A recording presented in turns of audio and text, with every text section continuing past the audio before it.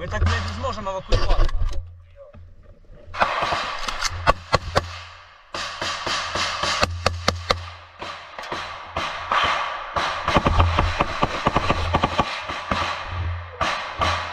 What you've just seen is not a highlight reel. It's reality captured in moments that can never be repeated.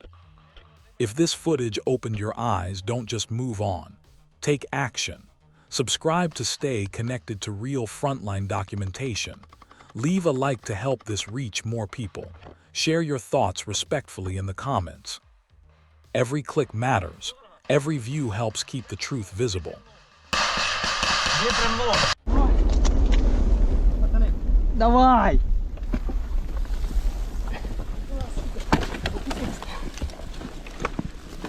Ти хайтару забрав?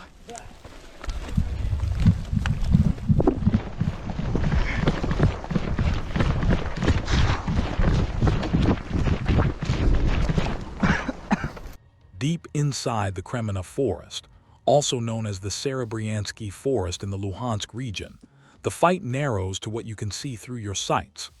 Fighters from the 1st Separate Assault Company, 1st Separate Assault Battalion of the 67th Separate Mechanized Brigade move through dense trees and shattered undergrowth, every step cautious, every sound amplified.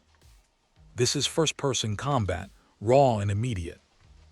Gunfire suddenly erupts ahead. Muzzle flashes flicker between trunks, rounds snapping past bark and splintering wood. The camera jolts as the fighter returns fire, short controlled bursts into shadowed positions. Commands are shouted, quick and sharp. Shift left, cover the flank. In this forest, visibility is measured in meters. There are no wide angles, only narrow gaps between trees and split-second reactions. And as the exchange intensifies among the trees of Kremina,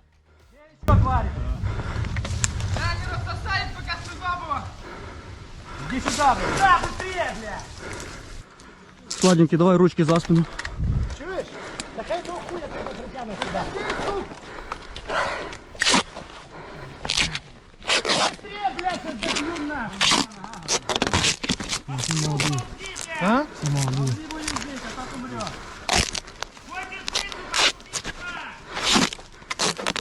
Зачем, сука, сюда пришли, блядь, уебаны? А? На свободу захотел. На свободу, блядь? Жить будете! along the wide, shifting waters near Kherson, the Dnieper River hides more than currents and reeds.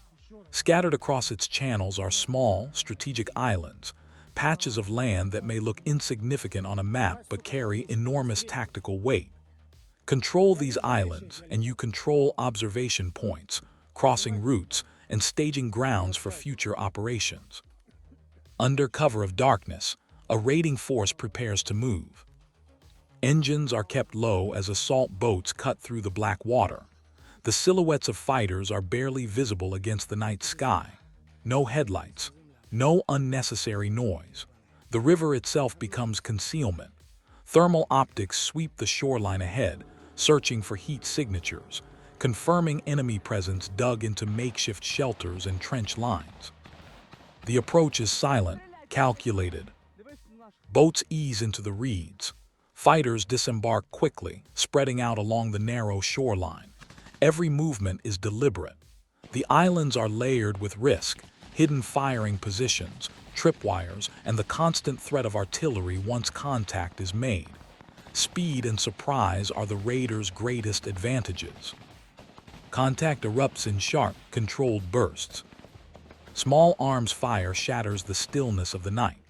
Muzzle flashes light up the underbrush as the assault team pushes forward, closing the distance before defenders can fully react.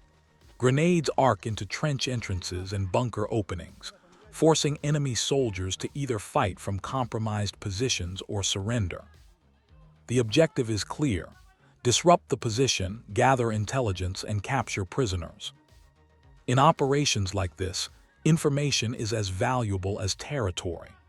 Captured personnel can reveal unit rotations, supply routes across the river, radio frequencies, and the layout of defensive networks along the Kherson axis.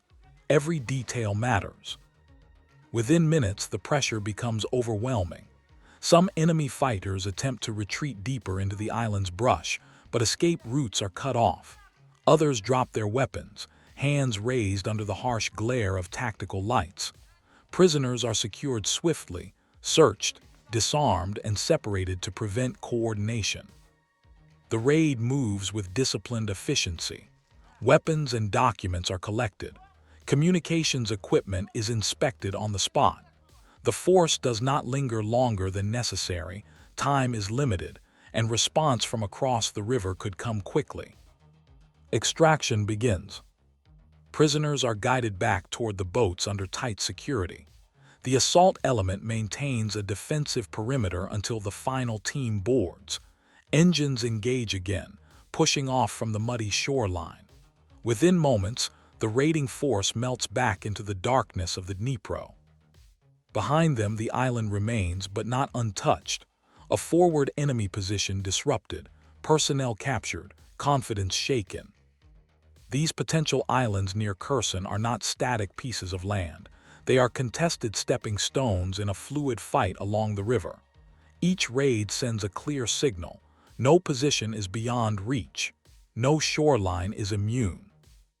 And as the boats disappear into the river's shadow, carrying prisoners and gathered intelligence, the balance along the Dnieper shifts once more. Because in this sector, the next island may already be marked for action. On the outskirts of Andriivka in the Donetsk region, the battlefield rarely stays quiet for long. Tree lines are shredded, trenches carved into churned earth, and every movement across open ground risks immediate detection.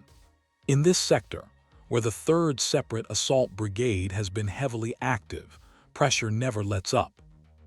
Enemy infantry attempts to reposition under cover of damaged buildings and fractured woodland, but drones are already overhead. Observation teams track movement in real time, marking coordinates with precision. The call goes out. Artillery is ready. Seconds later, the first shell screams overhead. Impact. The ground erupts near the advancing infantry, shockwaves rippling across the torn landscape. Dirt, splinters, and debris explode skyward. Before the smoke clears, another round lands, then another, walking the fire across likely movement routes. This isn't blind shelling. It's correction after correction, guided by live reconnaissance. Add 50. Shift right. The barrage tightens, bracketing the target area and cutting off escape paths. Infantry caught in the open scatter, diving into shallow cover that offers little protection from fragmentation. In the Andriivka sector, coordinated pressure defines the fight. Assault elements fix enemy forces in place, limiting their ability to maneuver. Artillery then delivers the decisive blow, breaking up formations, disrupting communications, and forcing units back into defensive posture. Explosions ripple through the tree belt, secondary blasts hinting at ammunition or equipment being hit. Smoke thickens, rolling low across cratered ground. The once organized push stalls under sustained fire. The psychological impact is just as powerful as the physical destruction. Sustained artillery denies momentum. It fractures cohesion. It forces every soldier in the impact zone to focus on survival rather than advance. Andriivka has become a proving ground of layered warfare. Drones spotting, infantry applying pressure, artillery executing with precision, each component feeding into the next. As the barrage continues to adjust and refine, the outskirts of the village shake once more. Positions that seemed secure moments earlier are now compromised. Movement becomes nearly impossible without drawing another wave of steel from above. And as the smoke hangs heavy over Andriivka, one thing becomes clear. The fight in this sector is far from static. Observers keep their optics trained on the impact zone, watching for any renewed attempt to regroup.